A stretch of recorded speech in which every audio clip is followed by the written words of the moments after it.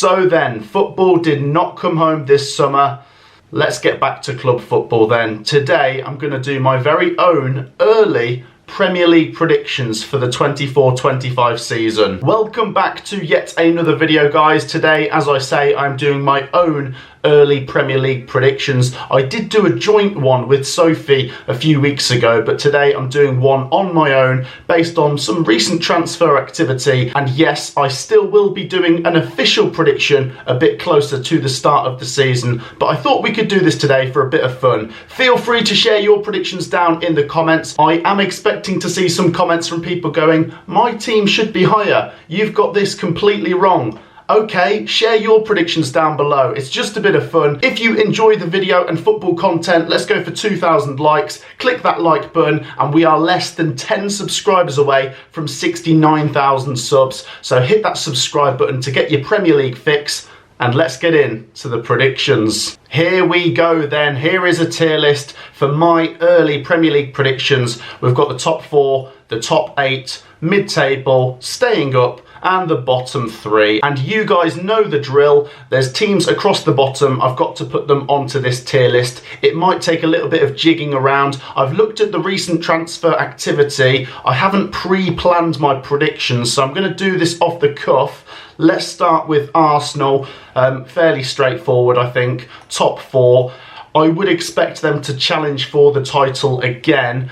I still think Manchester City have got to be the favourites, but maybe if we see Arsenal doing a bit more business over the next couple of weeks, I might put them top when it gets to my official prediction. But right now, probably going to say second again, which is fairly boring, but I think it's probably the most accurate or reliable prediction to do at this moment in time. Arsenal at the moment, they've cleared out quite a bit of deadwood and quite a few youngsters. They've brought in David Raya from Brentford. That's now a permanent for 27 million. They've been linked with quite a few players, but only the one transfer complete at this moment in time. I think it's pretty safe to say Arsenal should be challenging for the title again. I can't see them getting any worse, so I'm going to have them second place. Next up, Aston Villa. This is a difficult one. It is a difficult one. Of course, they did fantastic last season, finishing in 4th place. They deserved to finish in the Champions League places. They will be playing Champions League football now. People might draw some comparisons to Newcastle last season, where the Champions League might have taken it out of them a little bit, and maybe that's why they didn't make the top 4 again. But I still think Villa will be close. They could finish 5th or 6th, but do you know what? I'm going to say it. They're finishing 4th. I'm going to go for Villa. I've been really impressed by Aston Villa's business so far. Probably one of the teams I've been most impressed with when you think it's Ian Maatson, Archer, Barkley. They've also brought in Dobbin and linked with Onana at the moment. They need a replacement, really, I suppose, for Douglas Luiz going out. But it's a difficult one. I do feel like Villa could be just inside or just outside that top 4, but I will go with them to stay in the top 4, which is a bold prediction considering they are playing Champions League football next season. But yeah, why not? I think Villa could be there or thereabouts. Next up then, it is Ipswich Town. Oh, very difficult, very difficult. I really want them to stay up. I think Ipswich getting up to the Premier League is fantastic for the Premier League, because if we would have seen all 3 teams that got relegated the season before coming back, we would have had the same Premier League that we had 2 years ago, because the 3 teams that had came up went back down last season. So I'm delighted for Ipswich. What an incredible journey. They have climbed very quickly, and it could be followed by a bit of a quick fall if they get relegated. But I just think there's a chance they might stay up. I think either way it'll be close. As much as I'd love to say Ipswich mid-table, I think that would be very, very difficult. And Ipswich Town fans, I'm sure, will be realistic and say 17th would be an unbelievable achievement. I think they could do it. When you look at their business so far, they've brought in Liam Delap for 20 million. Omari Hutchinson has re-signed on a permanent. Greaves as well from Hull City. Decent business. Not a lot of Premier League experience, I must highlight. But I'm going to go with my heart and say Ipswich are just going to do it. I think they'll just find a way of getting over the line here. McKenna, I'm delighted he's staying. I think that gives them a massive chance of staying up. The relegation odds are evens for Ipswich, whether they stay up or go down. I will go with them to just stay up. Ipswich Town fans, share your thoughts. Next up, AFC Bournemouth, they go straight into the middle category, and I think there's a real chance they finish inside the top 10. What an incredible season last year with Areola. You've got to give him so much credit, and their business has been good. Bournemouth have signed Paulson, Jebberson, they've signed Sinistera from Leeds United, and they've also signed Enis Unal. So I really like the business there, and so solid and like underrated. I don't know, are they underrated? A lot of people do actually rate them, so maybe they're just rated, maybe. I'm going to put them mid-table. I like Bournemouth. I can't see any big reasons why they would regress. I suppose, obviously, losing Solanke would be a big blow, but I'm going to put them mid-table. Leicester City, I'm sorry, Leicester. It has to be bottom 3. Look, there is a chance they stay up. I'm not saying it's dead set in stone that Leicester go down, but they've got to be the team that a lot of people are most concerned about. They've brought in Steve Cooper now. It gives them a manager and it gives them time to get some business done. We've still got about a month until the season starts. They have re-signed Fatawu. They've also signed Decordova-Reid from Fulham, but we've seen them lose Kiernan Dewsbury-Hall. We've also seen them lose Pratt and Albrighton. I think those players were released.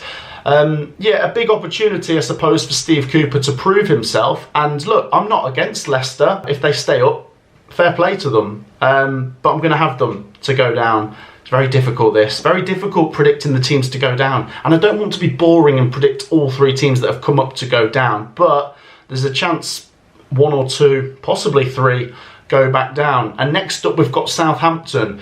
Another team that's just come up. They came up through the playoffs. Most bookies have Southampton to have the best chance of staying up out of the 3 newly promoted teams. I'm very split on Southampton. I think they'll be maybe a bit like Ipswich and Leicester, right on the borderline. Maybe they just stay up, maybe they just go down. Let's put Southampton safe for now. Let's have them safe. Difficult task here. Russell Martin really does need to prove himself now in the Premier League.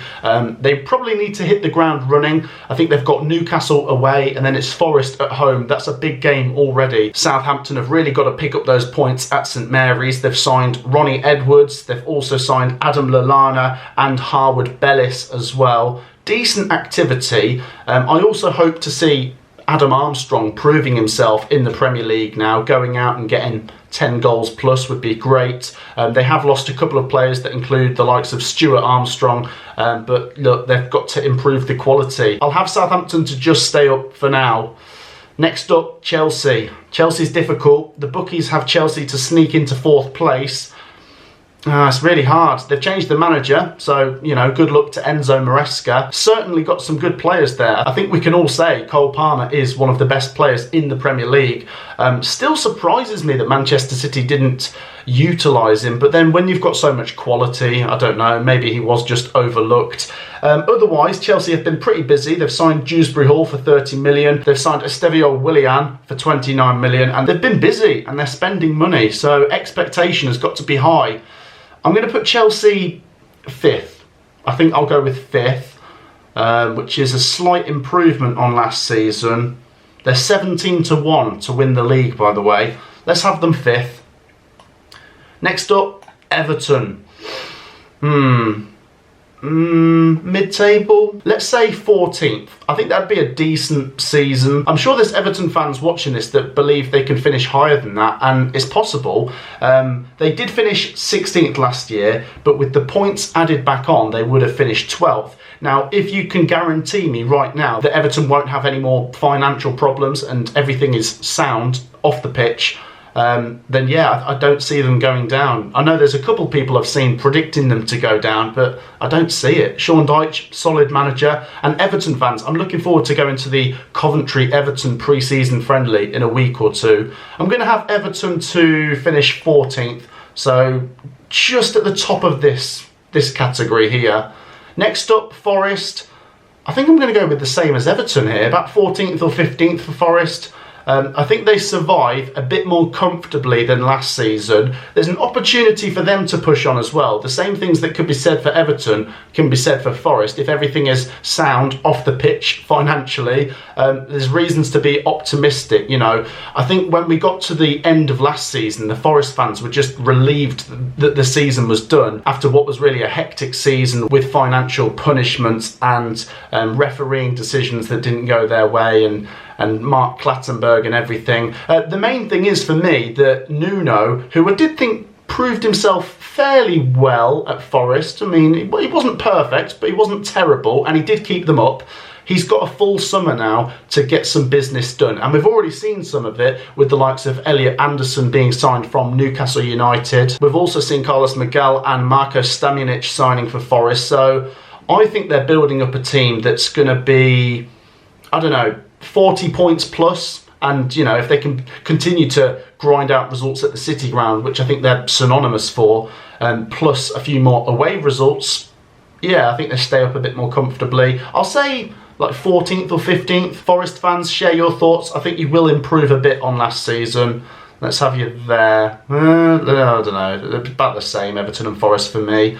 Next up, Manchester City. Let's put them at the top. If you can guarantee me right now that they won't get punished for the 115 charges, then there's no reason they shouldn't be favourites to win the league. But like I said, the thing you do need to highlight is Arsenal have been really good over the last couple of years, and they have closed the gap a bit on Manchester City. You know, over the last 2 seasons, there's not actually been a lot between them. And when you look at the head-to-head games between them last season, Arsenal got 4 points and 2 clean sheets in the league. So I'll still go with Man City top, but they've actually not made any business so far. It doesn't concern me though, because they are so good.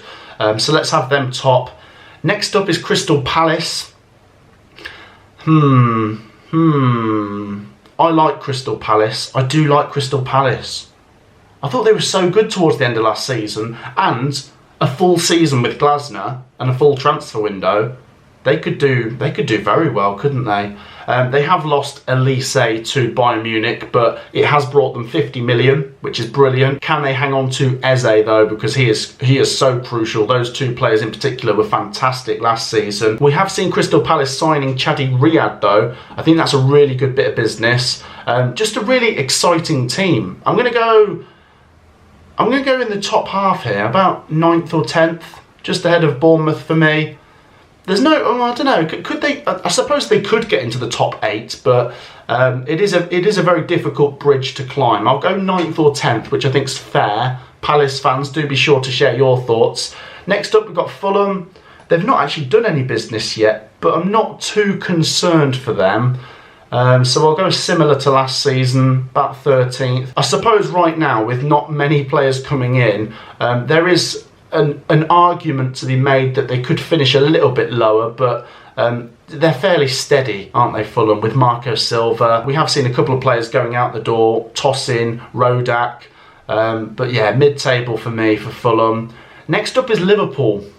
It's going to be difficult. I am going to put them 3rd, but I do think it could be difficult at the start of the season. You know, this is a big transition, this. Not very often do you get a manager that had as long as Jurgen Klopp at a club. It doesn't happen so much nowadays. You get managers for 2 or 3 seasons on average, not even that.